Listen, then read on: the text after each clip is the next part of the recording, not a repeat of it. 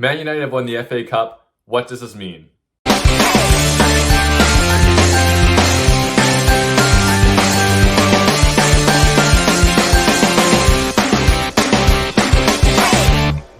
Alejandro Garnacho scored in the 30th minute off a big mistake from Gavardiel and Ortega. Ortega should not have come for the ball, but Gavardiel needed to be aware of where his goalkeeper was. It allowed for Garnacho to slip in behind and slot the ball into a wide open net with an XG of about 0.85 to 0.9. There's no way he was missing that. Kobe Mainu scored in the 39th minute from a beautiful pass from Bruno Fernandes, and Man United did not look back from there. Although Doku did score in the 87th minute from a bit of iffy goaltending from Andre Onana, Man United's defense was very solid. Although City did try to implement a dominant passing style throughout the entire match, the Man United defense had a good backbone with Wan-Bissaka, Martinez, and Varane in the back, keeping it very solid. Wan-Bissaka kept Doku at bay for most of the game, but Doku did just get that one chance to put it away.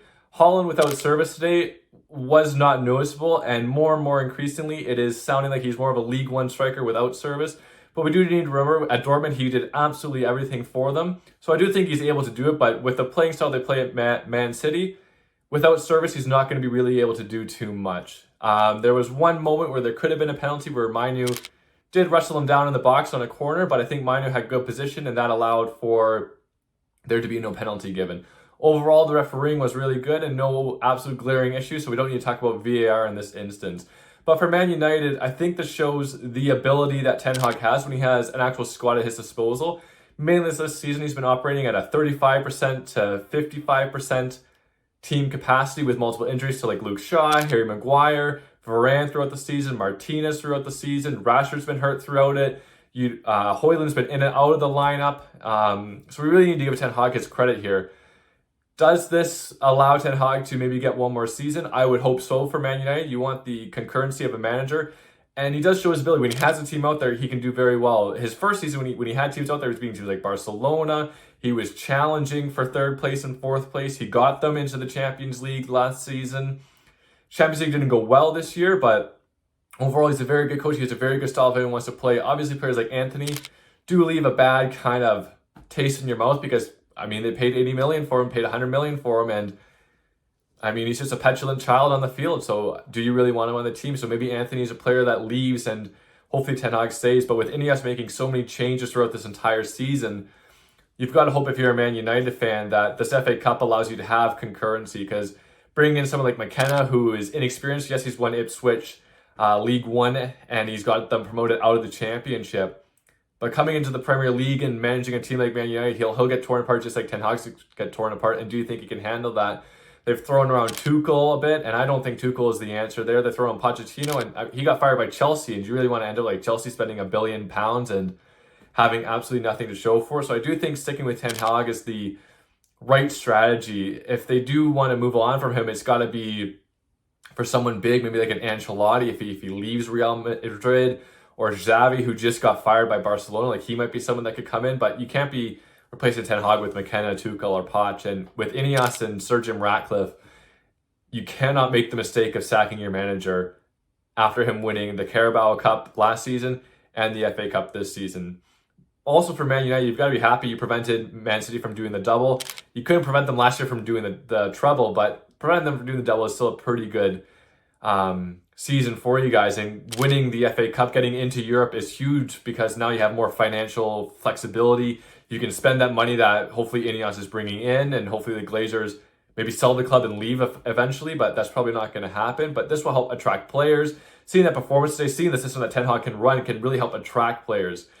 But you've also got to be able to move away from players now too. Do you want to move away from a Rashford, or do you want to move away from a Scott McTominay, or do you want to move away from like a Harry Maguire? That's really up for the board to decide. If I was you, I would get rid of Rashford. He is a distraction off the field. He's a distraction on the field. If he is not firing, it's absolutely brutal. I mean, he could be playing in the Conference League or the National League, because, I mean, he's awful if he's not firing. But if he is firing, he's one of the best players in the entire world. So it's, do you want to really deal with those ebbs and flows throughout the season? Or do you want to maybe sell him and look for a more seasoned striker, a more seasoned forward that is more consistent? Like, you know, when you had Cavani on the team, yeah, maybe he's not the most fantastic player of all time, but he's very consistent. He's going to put the ball in the back of the net. He's going to work hard, all that type of thing. And whether he's firing or not firing, he's still trying hard. And I think that's what you need to look for, because there is going to be a fire sale happening. I think you are going to see Scott McTominay move on, maybe to like a West Ham, Aston Villa, Everton might be looking at him. He might maybe move outside the Premier League. Harry Maguire's got to move on this season. He's a distraction. You can't have a former captain on the team. And you've really got to start building around players like Kobe Mainu, Alejandro Garnacho, Højlund. Bruno Fernandes should definitely stay. I mean, yes, he's got some petulance to him, but he tries really hard. He's out there. He's a workhorse. You've got to keep him on the team. Other than that, maybe you can convince Varane to stay, but it looks like he's going to go. You've got to hopefully build around Martinez in the defense. I would look at moving Onana away. You got him this summer, but he's not really an option for you guys going forward. I do think that if your key things I would do this season is you got to get a strong midfield, build that back up, and you've got to get an experienced forward that can put the ball in the net, maybe teach Højlund one thing or two, and hopefully build from there. You cannot change the manager. You change the manager, I mean, you're not going to be in Europe. You're going to finish in 8th place and then not be in Europe again, most likely. Do you fire sale? Do you not fire sale? I mean, that's up to you guys. And then obviously we got to talk, maybe later about, is this the first crack in the armor for Man City? I mean, it's probably not Pep Guardiola's saying they're not going to lose too many players. I think Man City going forward is going to be absolutely fine, but hopefully this is the first crack we can see that teams can start getting at Man City, can start playing this defensive strategy of let them pass the ball around and just sit, and then boom, and counterattack against them. It's easier said than done, but we'll see what happens. But these are my takes of the FA Cup final. This is what I think could be happening. This is what I think it could lead to. I am a Ten Hag in, and I do think this is the first crack in the armor for Man City.